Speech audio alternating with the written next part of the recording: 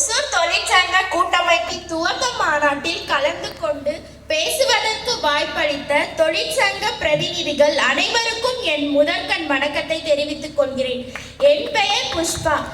என் அப்பா வி பாபு என்பவர் ராஜா கிரவுன்ஸ் தொழிற்சாலையில் கடந்த 17 ஆண்டுகளாக வேலை செய்து மாதம் ரூபாய் 40,000 பெற்று வந்தார். கடந்த ஓராண்டுக்கு மேலாக ராஜா கிரவுன்ஸ் தொழிற்சாலையில் எனது தகப்பனாருடன் சேர்த்து 42 தொழிலாளர்களை கம்பெனி அதிகாரிகள் நிர்பந்தித்து பத்திரங்களில் கையொப்பம் பெற்று காசோலைகள் வழங்கப்பட்டு வேலை மறுக்கப்பட்டது. வேலை மறுக்கப்பட்ட இடங்களில் 400க்கும் மேற்பட்ட ஒப்பந்த தொழிலாளிகளை அதிகாரிகள் துணையோடு அனுமதித்து வருகிறார்கள். இதனால் வருமானம் இழந்த என் தந்தையால் நான் படித்து வந்த தனியார் பள்ளியில் படிக்க வைக்க முடியவில்லை. வங்கியில் பெற்ற கடனுக்காக தவணை கட்ட முடியவில்லை. வீட்டு வாடகை கட்ட முடியவில்லை. இதனால் நான் கடும் மன உளைச்சலுக்கு ஆளாகி வருகிறேன்.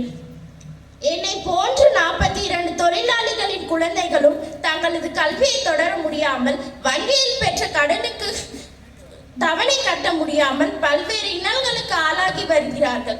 அதனால் இந்த மாநாட்டு மேடையில் இருந்து மாவட்ட ஆட்சியரையும் கிருஷ்ணகிரி மாவட்டத்தில் உள்ள 6 சட்டமன்ற உறுப்பினர்களையும் 1 நாடாளுமன்ற உறுப்பினரையும் நான் வேண்டி கேட்டுக்கொள்வது யாதெனில், தமிழக முதல்வரின் கவனத்திற்கு கொண்டு சென்று ராஜா கிரவுன்ஸ் கம்பெனி அதிகாரிகளால் வேலை மறுக்கப்பட்ட 42 தொழிலாளிகளுக்கும் பேராகோட் ப்ராடக்ட்ஸ் லிமிடெட் அதிகாரிகளால் வேலை நீக்கம் செய்யப்பட்ட 68 தொழிலாளிகளையும் உடனே வேலைக்கு எடுக்க செய்து 110 தொழிலாளர்களின் குடும்பங்களை சேர்ந்த என்னை போன்ற குழந்தைகளின் வாழ்வாதாரத்தை பாதுகாக்க வேண்டும் என இந்த மாநாட்டின் வாயிலாக கேட்டுக்கொள்கிறேன்.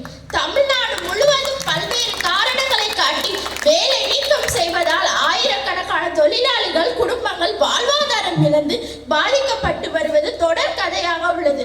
இதனை தடுக்க வேலை நீக்கம் தடை சட்டம் கொண்டு வந்து தொழிலாளர்களுக்கு வேலை பாதுகாப்பு உறுதி செய்து தொழிலாளர்களின் குடும்பங்களை இனி வரும் காலங்களில் பாதுகாக்க வேண்டும் என கேட்டுக்கொள்கிறேன். நன்றி, வணக்கம். இத்துடன் நான் ஒரு வேண்டுகோளை கேட்டுக்கொள்கிறேன். நான் இப்போது பேசியதை ராஜா கிரவுன்ஸ் கம்பெனி ஓனருக்கு கொண்டு போய் சேர்த்து அவங்களும் இதை பார்க்கணும்னு நான் நினைக்கிறேன். சிறப்பாக பேசிய பாப்பாவுக்கு நன்றி. இறுதியாக மாநாட்டினுடைய நன்றி உரை